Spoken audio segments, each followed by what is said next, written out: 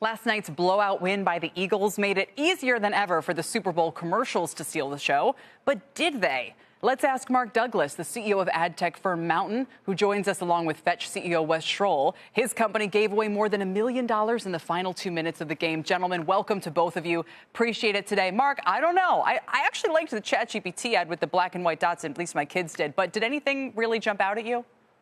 Well, ironically, so my opinion was, I'll back up. My opinion is that the Super Bowl 2025 was humorless, or at least the ads were. And since companies couldn't figure out how to tell a joke, instead they figured out how to talk about their product.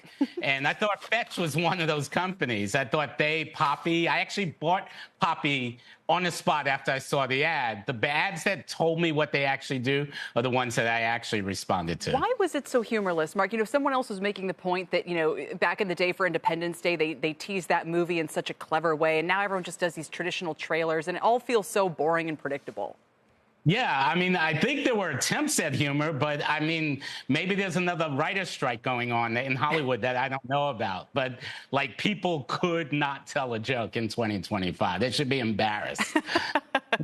All right, with that introduction, let's turn it over to Wes of Fetch. And Mark, stay with us. So Wes, you guys did come up with something a little bit more clever. And this was late in the game when we don't really know how many people were watching. So what can you tell us about engagement?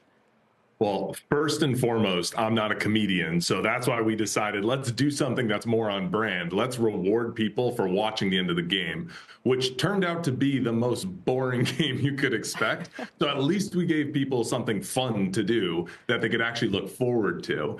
And we ended up we did that 30-second commercial. And in the 2 minutes following that 30-second commercial, we had 1.3 million people download the app and sign up for Fetch. So many so that even Apple was struggling to keep up with the download velocity. And then we had well over 3 million people that were live and engaging on that live stream, which we had done, which is a first one we have ever done, and kept them all captivated and interested because we had an average watch time of 9 minutes and 20 seconds. Wow. From those. So people were definitely captivated. So people were still watching and they were still engaged, but your customer acquisition cost has to be pretty high, right?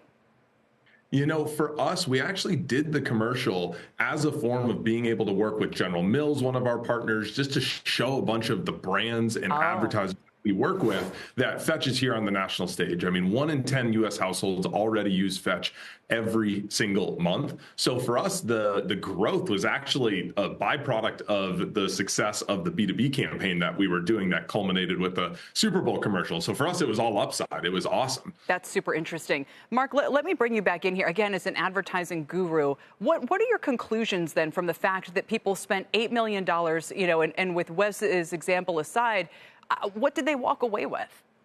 Well, I think, like, if you look at Fetch's example and the words they literally just use is like they came onto the national stage.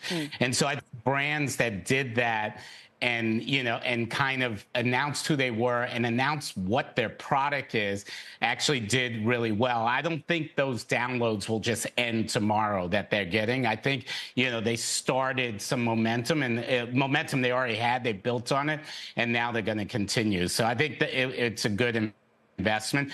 If your brand, old school brand, humorless ad, you know, it just didn't work. There were some brands that created moments, and I thought those worked really well. Which like ones? The ad the one, Take Me Home, Rocket Mortgage, where even like you couldn't listen to that and not start humming it, singing it. Apparently, they even showed that ad at the Super Bowl, and people in the stadium started singing it. And it just kind of created a memorable moment that fits with the Rocket Mortgage brand, Take Me Home.